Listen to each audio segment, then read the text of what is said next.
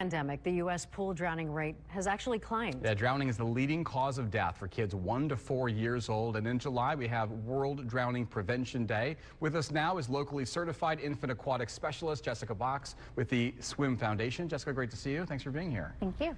Let's first talk about why we think drownings are up, what those numbers look like. I think you told us close to 5,000 kids a year. That's frightening. Why are those numbers up? It really comes down to a general lack of information. And also a lot of misconceptions about how these tragedies are actually happening. Most people have no idea just how quickly it can. How quickly can it happen? Because well, parents will say, like, I turned my back for 20 seconds. What are the biggest mistakes that parents are making when it comes to water safety? Right, well, 3 seconds. So 3 seconds, a child can be at the bottom of a pool. Typically, the statistic that follows states a child 30 pounds or less can fatally drown in less than 30 seconds. So we're talking 3 seconds to the bottom, 30 seconds, your entire world's gone.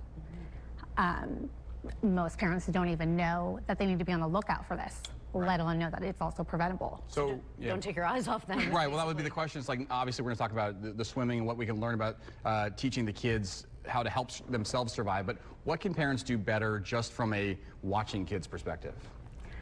Well, as I'm kind of having all of these conversations with parents that are making inquiries, I like to really stress to them that they need to do as much research on their child's swim instructor and the swim program as they would their pediatrician.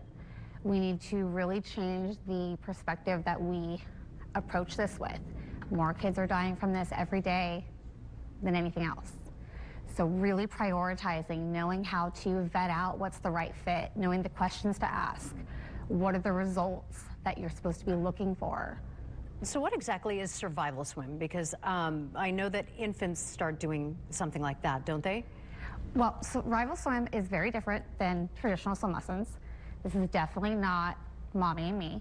We are teaching these children as young as 6 months how to independently find air in a body of water, regardless of whatever position they may be submerged in. They're going to know how to get to the surface, roll over onto their back, and then they will sustain that safety float until help arrives, or they will put together the swim, float, swim sequence. So you're teaching this to kids as young as 6 months, right? So tell us what you can teach a 6-month-old versus what you can teach a maybe 1 or 2 or 3-year-old as far as what they're physically capable of doing. Well, we're going to be teaching them how to independently find air. So they're going to know how to hold their breath, get to the surface, and then remain there until help arrives. Does a 6-month-old have like the physical capability of getting on their back, keeping float for a certain period of time? Correct. Yeah.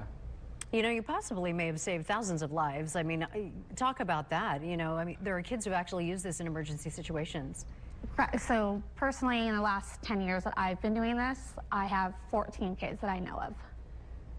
What is that Incredible. like when you think about, you know, what you do every day, and then you hear these stories of like, this actually worked? And what do you hope other parents out there who haven't done this take away from that? I mean, it's amazing to know you saved a baby, Yeah. let alone 14.